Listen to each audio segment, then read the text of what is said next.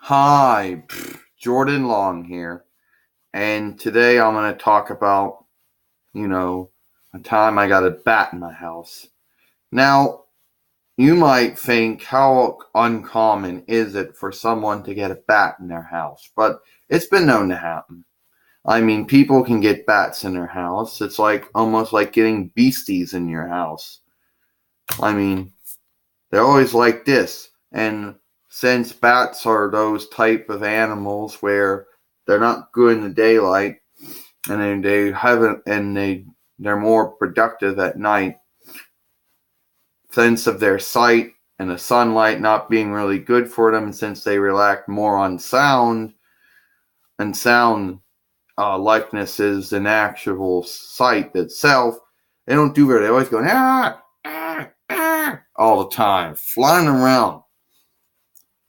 And trust me, trying to get a bat out of your house, it's not as easy as trying to, as you think.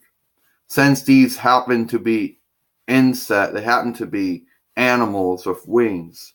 Now, bats belong to the rodent family of mammals. Believe it or not, they actually are considered that.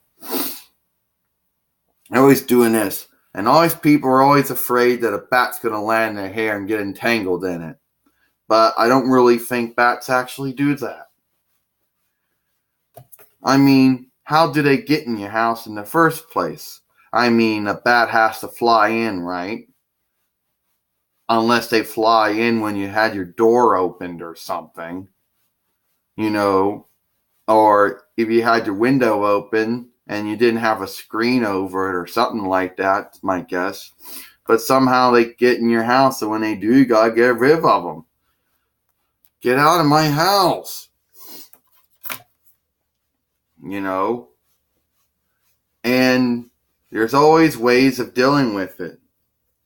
And one way is that you have to be careful when dealing with any animal you don't know, especially when they're wild, because you don't know if they got diseases or something. I mean, you don't know if they got an illness or something. So you always got to be careful about that. And you always want to be nice about it when you do get them out of your house. You don't want to be getting them out of your house a mean way, you know? And I don't know, someone got in my house and it wouldn't leave. And I kept getting freaked out about this. I opened the door and it finally flew out.